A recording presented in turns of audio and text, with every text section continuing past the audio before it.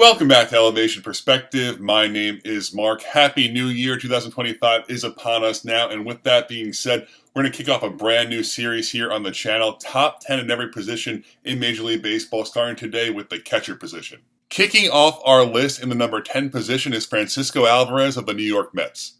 Alvarez did not have an incredibly impressive 2024 campaign, only hitting .237 with 11 home runs and a .710 OPS. The year prior, though, Alvarez did hit 25 home runs as a 21-year-old rookie. It's also important to note, while Alvarez did struggle in 2024, he battled both thumb and back injuries throughout. I just believe if Alvarez is able to put a healthy season together in his age 23 season, we're going to see that player who was a consensus top 10 prospect in all of baseball just 2 years ago. This guy has serious power, possible star potential. Alvarez has also made very impressive strides defensively at such a young age, having elite framing and an elite pop time. I think Alvarez hits 6 or 7 in this Mets lineup here. That should be much improved with the addition of Juan Soto. Not much pressure at all on this player. I can see a .240 average with about 20 to 25 home runs. Like I said prior, I think there's a lot of catchers with a higher floor than Francisco Alvarez, but not a lot of catchers with a higher ceiling. So I'm shooting for the stars here with Francisco Alvarez and giving him the number 10 pick. At number 9, we're going to stay in New York and go with Austin Wells of the New York Yankees. Wells hit .229 with 13 home runs and a .717 OPS in 2024, earning him third place in the Rookie of the Year voting. Wells' 24 campaign was not incredibly impressive, but a few things did stand out to me. One, Austin Wells already shows great on-base skills, having an 11.4% walk rate. And two, while he's not a great thrower, he is very solid behind the plate at blocking and framing pitches. I am a little bit uninspired by his exit velocities and only having 13 home runs as a lefty who gets to play half his games at Yankee Stadium, but he is still very young. The Yankees did trade away Jose Trevino this offseason to the Reds, giving Austin Wells essentially the keys to the castle. He's going to be an everyday player for this team. I think those 13 home runs could definitely tick up to the high teens, maybe 18 or 19 with that buff. It's also possible that Wells can learn how to optimize his swing for Yankee Stadium, get that home run number into the 20s, but right now, I see Austin Wells as a solid everyday player for the Yankees, probably hitting around .230, .240 with about 15 to 18 home runs. At number 8, we're going to Sacramento with Shay Langer. In 2024, Langeliers hit .224 with 29 home runs and a .738 OPS. Langeliers is a pretty weird defensive profile. He's pretty terrible behind the plate, but he has a great arm, throws out a lot of runners, has an elite pop time. He's just not very good at framing or blocking pitches. Langeliers is entering his age 27 season, so just starting his prime now. Definitely has time to improve defensively, but to me, looking at these numbers here, I think he probably is moving off a catcher in the not-too-distant future. Maybe either DH, first base, third base, not quite sure, but probably doesn't profile great as a catcher long-term. But where Langeliers earns his money is definitely with the bat. This is a player here with great quality of contact metrics. He does strike out quite a bit, so I do not see any batting titles in Shay Langeliers' future. But he is one of very few catchers with the potential to hit 30-plus home runs in 2025. At number 7, I'm going out to Anaheim with Logan O'Hoppe.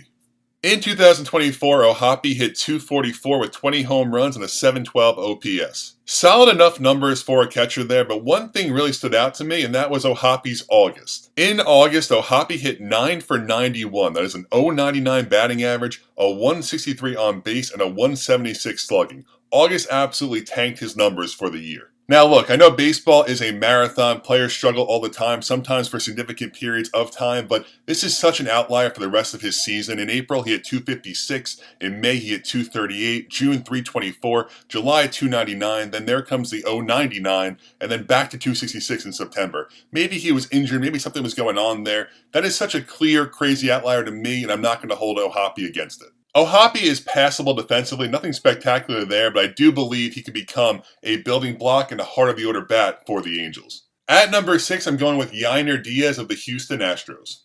Diaz hit .299 with 16 home runs and a .766 OPS in 2024 with the Astros. Diaz is just a very solid line drive hitter. He has an XBA matching his actual batting average at .299, a .458 X slug, and 90.2 mile-per-hour average exit velocity with a 47.5 hard hit percentage. Just a really strong hitter. Diaz is definitely somewhat of a liability defensively, but with his bat, all he has to do is be passable, and he's a fine catcher. I can definitely see an uptick in playing time for Diaz in 2025 as well. With the Astros losing both Tucker and Bregman, this team needs offense. I wouldn't be surprised at all if we saw Diaz getting a little bit more DH opportunity with Yordan playing some left field to accommodate him. Diaz is definitely the safest bet for batting average at the catcher position. I expect him to hit anywhere between 285 and 300 with 15 to 20 home runs.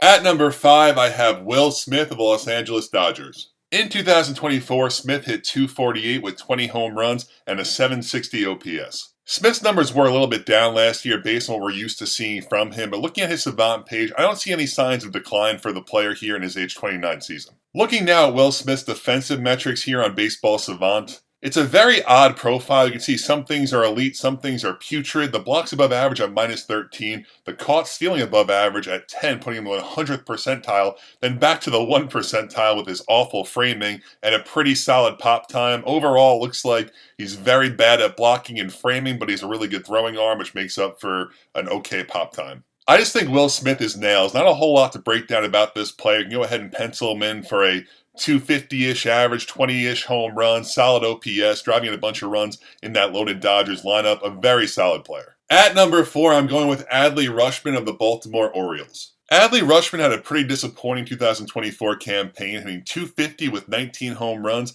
and a 709 OPS. But his season was really a tale of two halves. In the first half, Adley hit 275 with 16 home runs. In the second half, 207 with 3 home runs. Now, Rushman never came out and said if he was hurt or anything like that, but right around the time that his struggles began, he was hit by a pitch on his hand, so I think everyone just kind of connected the dots and said he's definitely playing hurt right now, but things got so bad, I really questioned why the Orioles didn't step in there and shut him down. I definitely struggle with the placement of Adley Rushman. I feel like there is a good argument to make he could be higher on this list, also an argument to make he could be lower.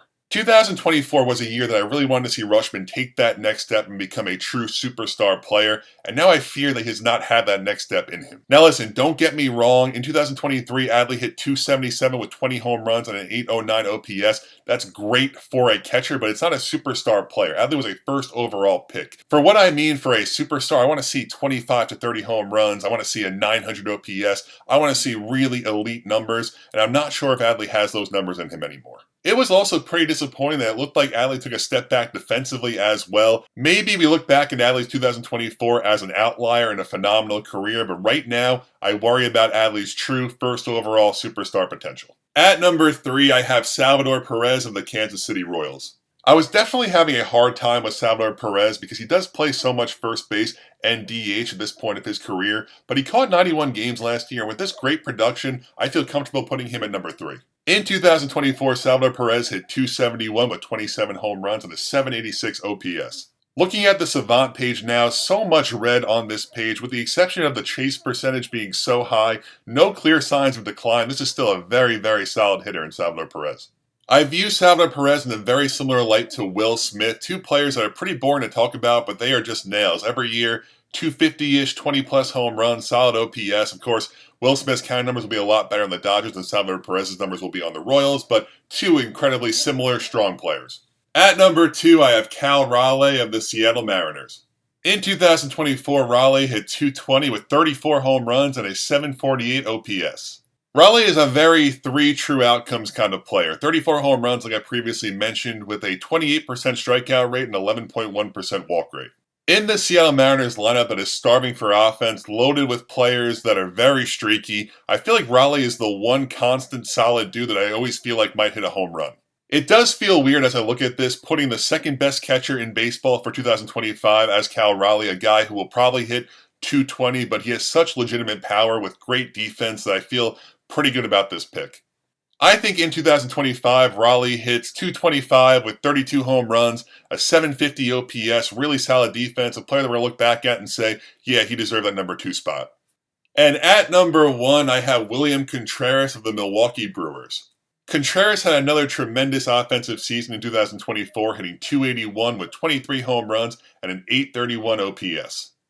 Contreras has now proven time and time again that he is this elite player. I think there was a lot of skepticism about him when he came over from the Atlanta Braves, but 3 straight years of hitting above 278, 3 straight years of 17 home runs or more. This is a true elite talent. It looks like for the first time in a long time, the Braves lost a trade.